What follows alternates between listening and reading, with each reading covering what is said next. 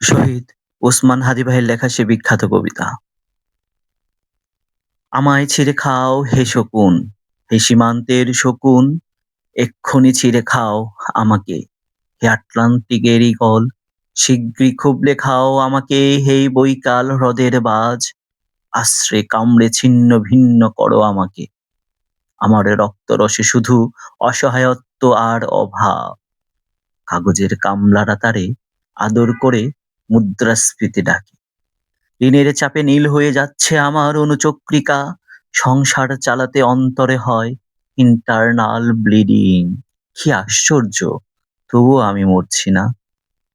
এদিকে দুজকের ভয়ে আত্মহত্যা করার সাহসও পাই না আমি। খোদাকে বললাম আমি মরতে চাই। তিনি বললেন বেঁচে আছো। কে বলল? সহস্রাব্দ উন্নয়নের সাক্ষী হিসেবে রাজা তোমাকে মমি করে রেখেছেন। বাজারে দীর্ঘশ্বাস ফেললে নাকি রাজ্যের ভীষণ বদনাম হয়। রাজারও মন খারাপ হয় খুব। কোতোয়ালরা ফরমান জারি করেছে, আমাকে সারাক্ষণ হাসতেই হবে, নইলে দেশি কুকুর ও বিদেশি মাগুরকে একবেলা ভালো মন্দ খাওয়ানো হবে আমার মাংস দিয়ে। নিত্যদিন ব্রয়লারের ভুঁড়ি নাকি ওদের আর ভাল লাগে না। অথবা আমাকে ভাগ দিয়ে বেচা হবে। মানুষেরও তো মানুষ খাওয়ার স্বাদ হতে পারে, তাই না? ভাগ্যিস তা বিদেশি সুপারিশ হবে, বিক্রি হবে না। দেশি মানুষের তো বেশি হক আমাকে খাওয়ার।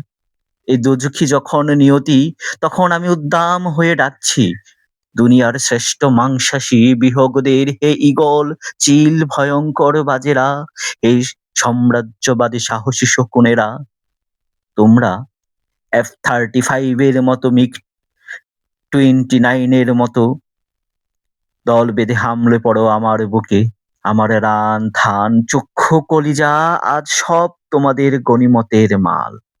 দেশি শুয়োরের খুবলে খাওয়ার আগেই আমায় ইচ্ছে মতে ছিঁড়ে খাও তোমরা।